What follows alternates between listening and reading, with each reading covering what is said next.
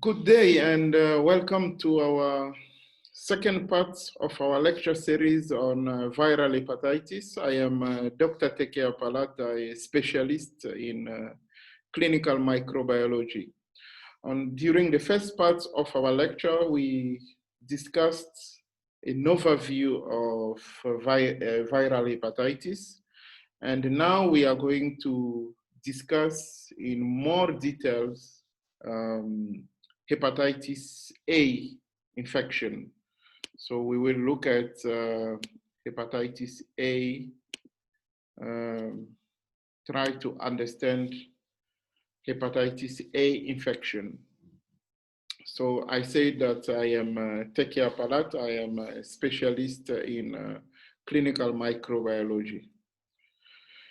So approximately 1.4 million cases of acute hepatitis A infection are reported every single year.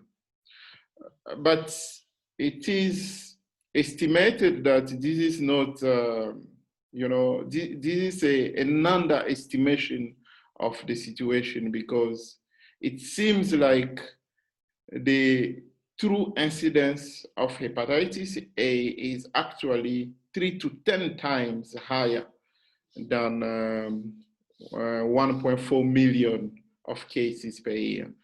So because most of other cases, they can go unnoticed, and the hepatitis A infection can, just end by itself. Sometimes if you don't develop complications, or maybe you don't develop what we call fulminant hepatitis, so it might go unnoticed, So the true incidence is actually much more higher than what is currently known. And the main problem is in countries with limited resources, in developing countries with limited sanitary capabilities. So where hepatitis A infection happens actually through ingestion of contaminated food or water. And in those situations, most of the cases of this infection happen during the childhood. So many people in developing countries, they become exposed to hepatitis A infection early on when they are still children. And then they build the immune system. They develop antibodies, anti-hepatitis A, and when they are adults, they are protected. They are protected. So this is the situation. So let's look at what we call the global patterns of hepatitis A virus transmission. Now, if you are living in a high endemic area of hepatitis A, it means that mainly in developing countries, in poor countries, in resource-limited countries, in rural areas. So where the rate of hepatitis A is high, what happens is that the peak age of infection is actually the early childhood. So many children, because they play on the ground, they eat things from the floor and the ground, and they play around, the water is not well treated, there is a contaminated food, they cannot wash vegetables or fruit that they eat. So many children develop the infection. And then it then help them when they grow up, because outbreaks becomes very uncommon in their adulthood, because many people have antibodies against hepatitis A. So the disease rate actually ranges from low to high, So sometimes you don't observe outbreaks of hepatitis A because most of the people have antibodies.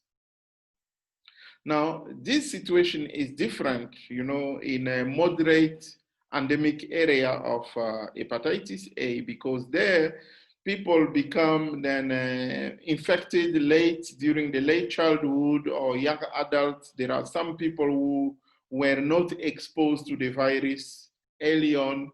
Then you can still see many people without immunity. And if there is a possibility of an outbreak, you can actually see that there are serious outbreaks that are happening. Now, in areas where the endemicity of this infection is low or very low, actually the infection happens mainly among returning travelers. So people who traveled into endemic areas like tourists or people who went for holidays or visitors. When you go into endemic area or in resource limited countries, you can come back with a serious infections. It's like someone living in the USA visiting maybe South America, or coming from other first world countries visiting some resource limited countries in Africa, in Asia. Then you go back, you develop serious infections. But outbreaks are uncommon.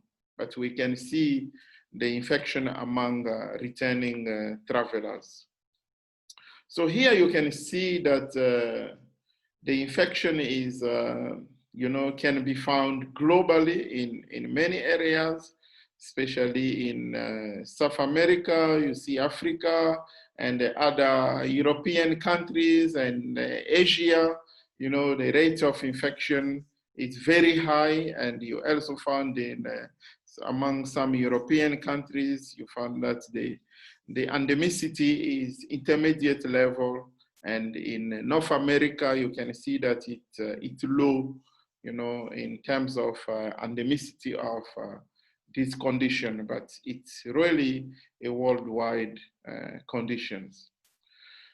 So hepatitis A is transmitted primarily by fecal oral route, as I said, So that is when an uninfected person ingests food or water that has been contaminated with the feces of an infected person, then you become infected. Like in rural areas, people go and,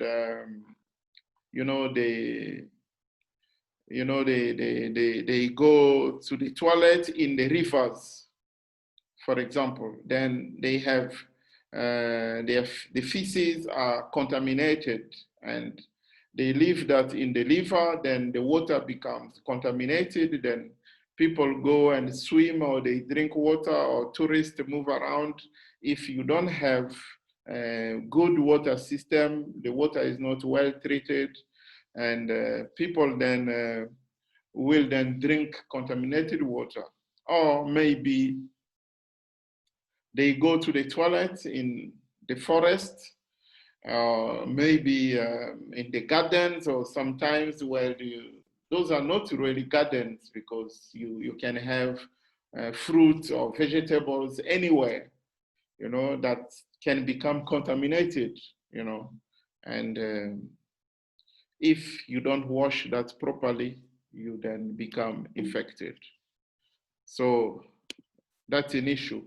So in families, this may happen through dirty hands, also when an infected person prepares food for the family. So sometimes someone will go to the toilet, come back, you don't wash your hands, poor hand hygiene practices. Then you handle food, you cook food for the family, and you try to give them what you have cooked. Then people eat contaminated food and they become ill. We also have waterborne outbreaks. Waterborne outbreaks through thoughts. It's infrequent, but it can happen, especially with a sewage contaminated or inadequately treated water. Water is really a major issue in developing countries where people drink really water that is inadequately or insufficiently treated water. So the virus can also be transmitted through close physical contact, and this has been found, among homosexual, where there is a lot of oral anal sex. It was found that especially we have outbreak of hepatitis A infection in first world countries, and it's actually among homosexual people, and people who are having oral anal sex and so on. We have cases of outbreak with hepatitis A. Now, the clinical features, the incubation period is in average 30 days when you become exposed to the virus. It ranges between 15 to 50 days. And the prodrome of infection, it means that the patient will start experiencing nausea, vomiting, malaise, anorexia, you don't feel like eating, So those are the signs that you can start, feeling. And the jaundice, changes into the color of your eyes, what we call jaundice. Actually, the rate of jaundice depends on the age group. For children below 6 years, only less than 10% of them can develop jaundice. But you can see that the jaundice, the rate is much more higher among people who are aged above 14 years, where 70 to 80% of them can develop jaundice. Then other signs might be fever, and you have enlarged liver, and the liver becomes a bit tender, and remember that the liver is found in the right upper hypochondriac quadrant. That's where you find it, so it becomes enlarged and tender, But there are three major complications that are associated with hepatitis A infection. And those are the main reasons for hospital admission, those three. One is what we call fulminant hepatitis. This is a very serious, acute, hepatitis infection, very severe form of hepatitis A infection that we call fulminant hepatitis. There is also what we call cholestatic hepatitis. Cholestatic hepatitis, so those patients will come with a severe infection, and they have pruritus, they are scratching their bodies and so on. So it's also a much more severe form, complication associated with acute hepatitis infection. And others develop what we call relapsing hepatitis. So the condition keep on coming back. Now, how do we then diagnose this? We do a serological test, what we call a serology. Then we look at antigen antibodies, against the virus, So the first thing here we have the date in months. This is between 0 to 1 month, 1 to 2 months, 3, 4, and so on. So during the initial phase of infection, the first month of infection, you can actually see the virus in the feces. You can see that the rate of the virus, the viral load is very high in the feces. And it's increasing, the viral load is increasing in the feces. And that also is in parallel with the increase of ALT. Those are the liver enzymes that also increase. You know, the ALT also increases from the blood. It follows the same patterns.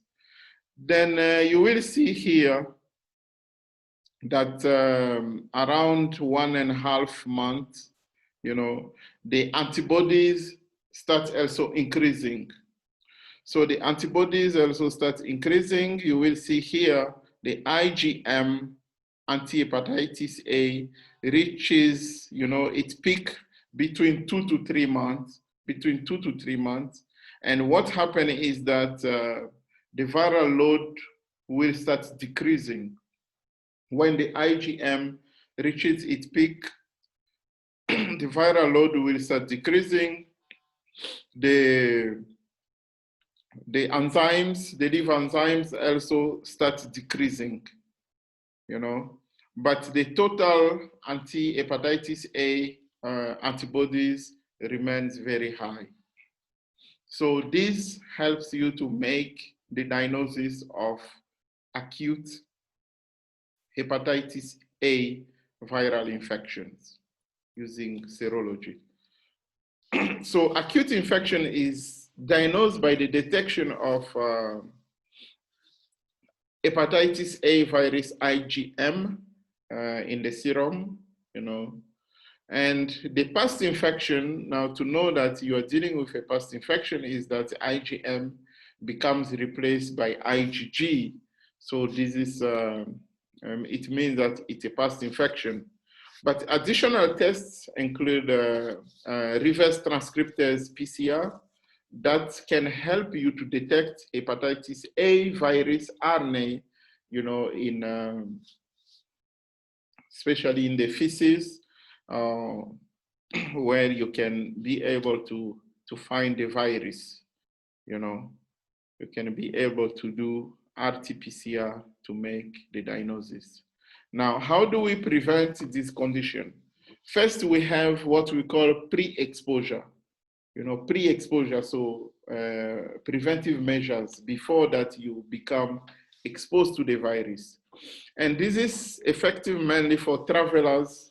You know, if you are in areas that is free from the virus or the endemicity is very low, then you are traveling in the endemic area of hepatitis A, you can, you know, get what we call immunoglobulin.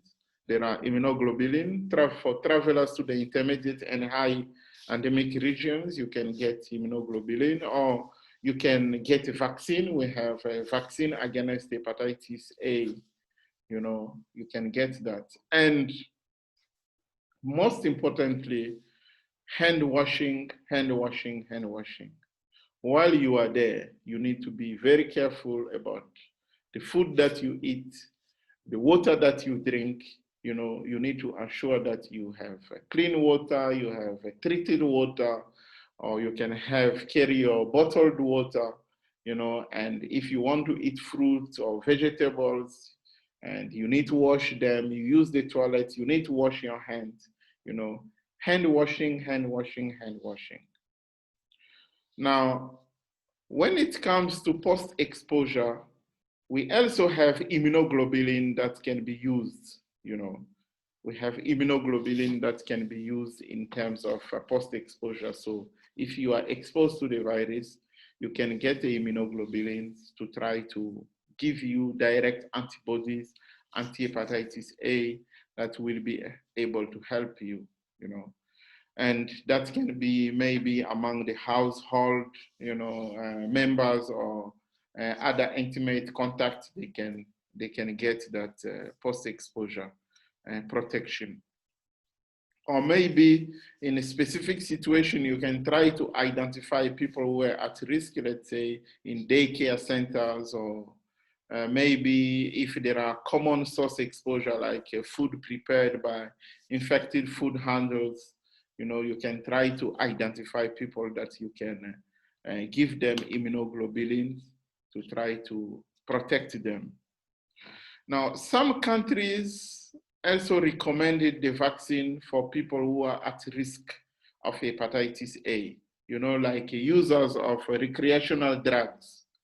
You can vaccinate them. Travelers to countries where the virus is endemic, they need to receive a vaccine. Men who have sex with men, remember we spoke about that as a new route of transmission that we have identified now, so they need to be immunized. People with chronic liver diseases, other chronic liver diseases, because of their increased risk of complications if they acquire again hepatitis A. So those people can receive a vaccine, Now, treatment is mainly bed rest. We say that in few situations only where we can admit those patients in the hospital, but the treatment of acute hepatitis A is mainly bed rest. If there is nausea and vomiting pronounced, you can give your patient oral intake of, oral serum. They can have the serum orally. Or if they lost a lot of water through vomiting, then they can get 10% glucose IV. So they can get that. You need a good diet and avoid physical exertion, alcohol, and any other hepatotoxic agents. So usually without treatment, in many cases, there is a clinical recovery in general within 3 months. Remember that around between 2 to 3 months, the antibody, the IgM anti-hepatitis A reaches the peak. So it is able to control the infection. So the viral load starts decreasing, the liver enzymes will go down, then the patient will clinically recover. So if there is a laboratory evidence of liver dysfunction, it means that the ALT level is not going down. Maybe it remains high, Sometimes it might persist for a longer period, but complete recovery is the rule. Sometimes the patient is clinically stable, but you might find few cases where the ALT levels is still high. And we say that hepatitis A virus does not cause chronic liver disease. But you might also find the situation of relapse. Remember, we spoke about fulminant hepatitis as a complication. We spoke about relapsing cases, that you can also find. So what are the indications for admission of the patient? We can admit the patient if we have cases of acute liver failure. If the patient develops acute liver failure, like this patient will develop what we call hepatic encephalopathy, encephalopathy, or they can have coagulation problems, where you can do certain tests to try to confirm coagulopathy, where you measure the international normalized ratio INR or prothrombin ratio that is above, equal or above to 1.5. It means that those are indications, signs of acute liver failure. Or the patient is unable to maintain hydration. So he is progressing toward renal dysfunction. So those are the cases where we can decide to admit the patient. So in conclusion, improved sanitation, food safety, and immunization, so the use of vaccines, are the most effective ways to combat hepatitis A. So the spread of hepatitis A can be reduced by using adequate supplies of safe drinking water, proper disposal of sewage within the communities, personal hygiene practices, such as regular hand washing before meals and after going to the bathroom. Those measures need to be respected. Almost 100% of people develop protective levels of antibodies to the virus within 1 month after injection of a single dose of a vaccine. So it's a highly successful vaccine that is available. Even after exposure to the virus, a single dose of the vaccine within 2 weeks of contact with the virus has shown to have protective effect. Still, manufacturers recommend 2 vaccine doses to ensure a long-term protection of about 5 to 8 years following vaccination. So this was the situation with hepatitis A, and this is what we have to remember about hepatitis A. So there is a successful vaccine. If you want to travel to an endemic area of hepatitis A, there are actually measures that you can take. And when you return, there are also measures in terms of post-exposure prophylaxis. We have immunoglobulin, and the treatment is mainly bed rest. We do admission only in a case where the patient can develop acute liver failure, that we can try to admit those patients, or patients with complications, or those who are severely dehydrated can be admitted. So follow us on the next part. This is the part 3 of this lecture that will be on hepatitis B viral infection. Thank you. Goodbye.